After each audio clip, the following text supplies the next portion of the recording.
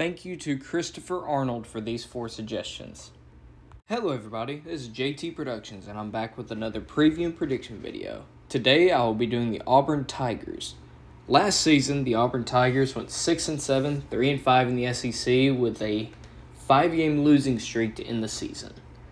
They started out 2-0 against lower conference opponent, lost on the road at Penn State, almost lost to Georgia State at home if it wasn't for the refs making a bad call, beat LSU in Baton Rouge, lost to Georgia, beat Arkansas, which was a big win for them, beat Ole Miss, that's another big win for them, and then the last 5 games of the season lost at Texas A&M, Mississippi State at home, at South Carolina, Alabama, and then against Houston in the Birmingham Bowl, which is where they usually are at. Alright, so let's look over their team, most likely for this upcoming season. On offense, they have a senior wide receiver in Shedrick Jackson. He was a good piece of theirs last year. They also have Xavion Capers, Malcolm Johnson, Jarvarius Johnson, and others.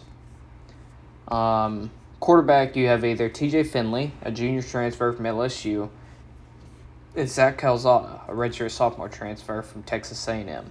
If I were a betting man, I'd say that Brian Harsin will be starting TJ Finley just because he's been in the system longer. However, I have a feeling that Calzada will start at some point in the season. At running back, probably their best position is Tank Bigsby, the junior, who at one point wanted to transfer but came back to Auburn. It's a big story. Then they have sophomore running back Jarquez Hunter, who will be good. Those two will be a good 1-2 punch for Auburn. They have redshirt senior transfer Killian Zeiler from the College of the Canyons. His hometown is in Munich, Germany, so that's something. They also have graduate transfer Brandon Council from Akron. They have redshirt senior Nick Brahms, who I believe will be probably one of their... Him and Alec Jackson will be 2 of their best offensive linemen. Then they have Keandre Jones, redshirt junior. Tight ends, you have Landon King, John Samuel Shanker, Tyler Fromm, Luke Deal, Brandon Frazier. Tight end is one of the better parts of Auburn's offense. Now, let's go to the defense, which is probably their bright spot.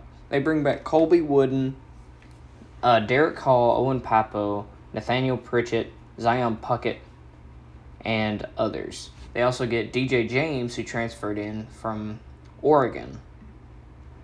So, that'll be good for them. They have Donovan Kaufman, who transferred from Vanderbilt. They have some young pieces like Caden Bridges and sophomore transfer Jason Jones at nose tackle, who came from Oregon as well.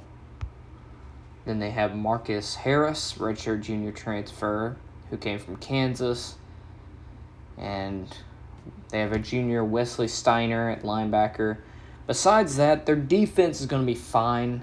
They have Caleb Wooden, who is probably Colby Wooden's brother. I'm not certain about that, but that sounds right. So, how are they going to do this year? Well, let's look at the Athlon Sports recruiting rankings over the past 5 years. Auburn is 14th on average over the past 5 years. They have the 19th ranked recruiting class in 2022, 19th in 2021, 7th in 2020, 11th in 2019, and 12th in 2018. It's not bad in national rankings, but in the SEC, that's probably one of the worst. However, they do somehow every other year, it seems like, tend to compete at least. So, let's see how they'll do this year. Auburn. They have 4 games. They have 3 out of the 4 games they start out with are decent. They have 5 games at home before they have their first road game. So, they play Mercer at home and then San Jose State. Mercer, they'll be fine against San Jose State. I would not sleep on. However, I think Auburn will do fine. And I think that they start out 2-0. Then's the big one. Penn State at home. Last year when they went to State College, Pennsylvania, they lost on a non-call, which was fine, which was ruled like it should have, to where Bo Nix threw a ball about 5 miles out of the back of the end zone, where if he had thrown it closer to his receiver, it would have been called for pass interference and they would have got another play.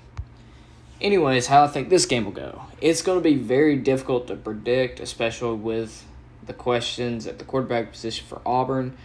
You're playing them at your home stadium. I think some shenanigans may go on with the refs and something. But I do think you win this game by a possession. Penn State coming off one of the worst seasons. I think that they're not ready for a ruckus environment like Auburn. So I think you start the season 3-0. The next week you host Missouri. Missouri's going to be one of the worst teams in the SEC. They may give you a run for your money to start out the game. However, I think that you will be fine and win this game. 4-0 going to the game against LSU. LSU is going to be down next year as well, I think. It just depends on quarterback and how Brian Kelly gets that team to be together, play together, and everything like that. I think Auburn gets the win here, winning against LSU for the third year in a row. And I think you get a big win, or I think you get a one-possession win against the Tigers. So, you're 5-0, most likely ranked in the top 15. You have to go on the road to Georgia. You're not winning this game. You'll probably keep it close.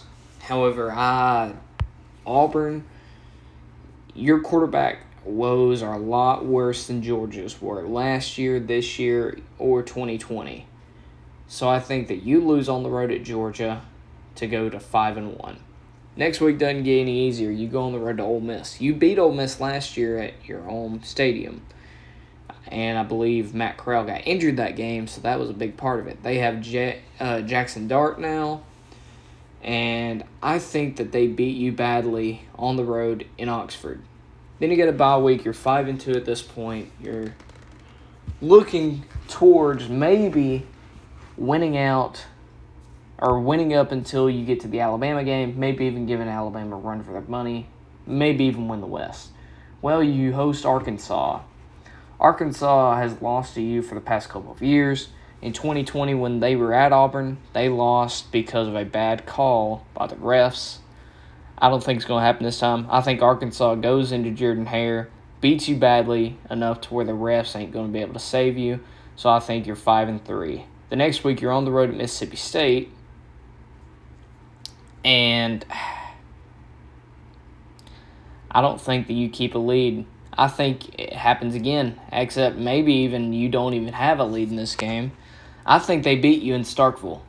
I think you lose against Mississippi State to go to 5-4. So, next you host Texas A&M. Texas A&M is going to be a better team than you at the end of this point in the season. Maybe at this point in the season, you switch from Finley to Calzada. I believe that at this point, to try to save his job, Brian Harson's going to do that. And it would be a great week to do it here against Texas A&M. Calzada is a decent quarterback. He reminds me somewhat of like Aaron Murray, kind of just the way that he plays. I don't think you're going to get the win against Texas A&M, though. I think he puts up a fight, but I think you lose at home to Texas A&M to go to 5-5.